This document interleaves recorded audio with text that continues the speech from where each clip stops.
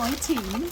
So today the recipe I'm going to cook for you slowly in landscape, doing it properly, is from A Good Egg, which is a book I wrote probably in 2012, I think. Anyway, I'm going to do a sticky toffee pudding recipe in here. Dogs are barking. This is what it's like in my world. Got a chimney of charcoal started.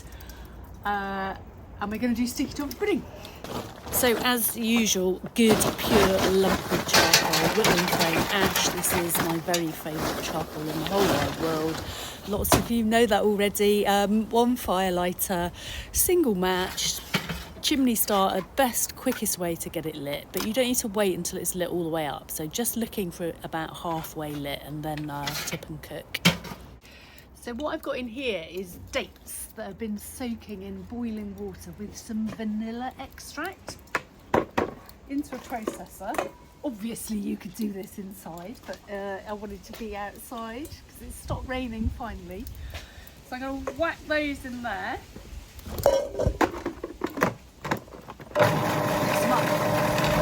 Then I need to read the recipe because I can't remember what we do next. This is what happens when I've got a little bit more time and I get a bit waffly. That charcoal's ready now, so I'm just going to dump it between two charcoal baskets and then separate them so there's one either side. Yes, my fingers are pretty much asbestos lined. I wouldn't recommend doing it like this. Grill bars on top and then a good old pan over one of those fires.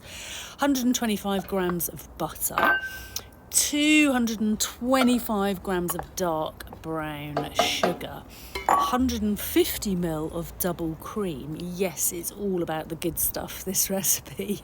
And then vanilla extract, best quality you can get your hands on because it's really, really worth it. Generous teaspoon, dollop that in. Then let me introduce you to a top tip. Black treacle, getting it off the spoon, a right old bugger. So hot spoon in boiling water and it's just going to slither off there really easily. Look at that. So yeah, do try that. Works with syrup as well. Just slithers into that pan. Oh, I love treacle. Don't use it enough. So sticky. And then little stir. That's all there is to it. Just trying to melt that. I'm going to shut the lid, I think, just to kind of help that along whilst I get on with the cake. So more butter and some salt. Salt's really good with sweet baking. It just sort of helps bring out the flavours. Self-raising flour. Just dumping it in my processor. Demerara sugar. Bicarb of soda, teaspoon. That was a fairly slim teaspoon, but it was all I had. More vanilla. It's all the sweet things in this cake, which is probably why I love it, even though I think I haven't got a sweet tooth. Back to my old favourite trick: hot water, hot spoon, treacle. Just sort of blump that in. Look at that spoon.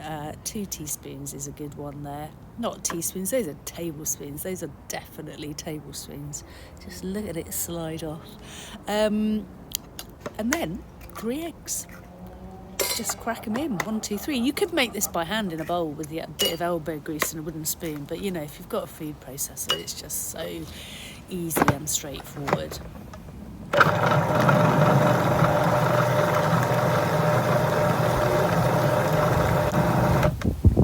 Just turn that off. Back to my sauce. Look how that's all melted now. It's like a beautiful smooth little sauce. So I'm going to whip that one off using a glove this time because I'm sensible like that.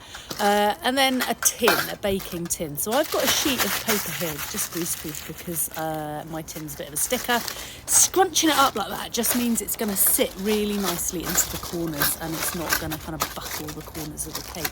I'm not worried about putting paper on a barbecue because we're cooking over indirect here, so it's all good, no stress. And then we just need to get a cake in, basically.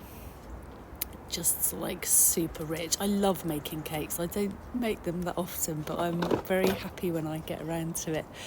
Just slide it all into the tin like that. So I'm just going to let you look at that because there's nothing to say. Just look how nice it is. I wish my kids were around because they'd want to lick the spoon. I'm not into licking the spoon. Give it a little shake to even it out, but don't worry too much because it will find its own level in the barbecue. Now it's time to cook. So fire, fire, no fire. Shut the lid. All you're cooking with is convection heat, which is exactly the same as the heat that you have in your fan oven.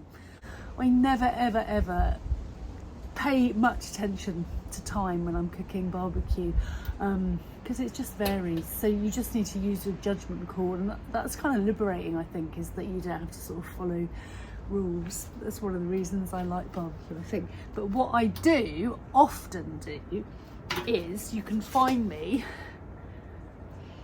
sniffing around my vents, because if that cake is burning, you'll smell that it's burning. So I'm just going to keep sniffing, gauge it around about half an hour. I'm not worried that there's paper in there, because it's not in contact with the infrared radiation, with the lit charcoal basically. So just like in my oven inside, I would be looking to cook this about 180. So it's currently about 200. So I'm just going to shut those vents a fraction, top and bottom. Really, the lid thermometer here, as we know, is only measuring the convection current temperature to the hot air at the point below the probe there. So actually, when you're baking like this in an oven, is one of the only times this is sort of a fairly accurate guide. What this gives you is no picture of the heat that's over the lit fires, where I can tell you it's going to be a lot hotter than that. It's going to be kind of 500-ish, something like that. So Dylan, stop barking. It's my bloody dog barking, making me jump. So I'm going to keep sniffing that, half an hour-ish. So I guess it took 30-35 minutes in the end. It's done when it's nice and squishy on top and you can't sense that it's runny. You could skewer it as well and see if it came out clean. That's the proper way. Just lifting it onto a plate, and then I want to get rid of that paper because it's done its job. Just turn it out. I'm using like a deep dish actually, because you're going to see the amount of sauce that goes on it. Skewer all through the cake is just going to help that sauce soak in. Just like, I mean, that just looks like heaven, doesn't it? So glossy and insane, and plenty of it as well. Because it's only really about the toffee sauce, isn't it? Sticky toffee pudding on the barbecue, just because I can. No other reason than that. So turn your barbecue into an oven. You want 2 fires. The food goes in the middle. You're cooking purely with convection currents, hot air. So you can cook in a hot oven. You open the vents, get more air. You can cook in a cool oven. You shut the vents, get less air. So you've got so much control with those air vents.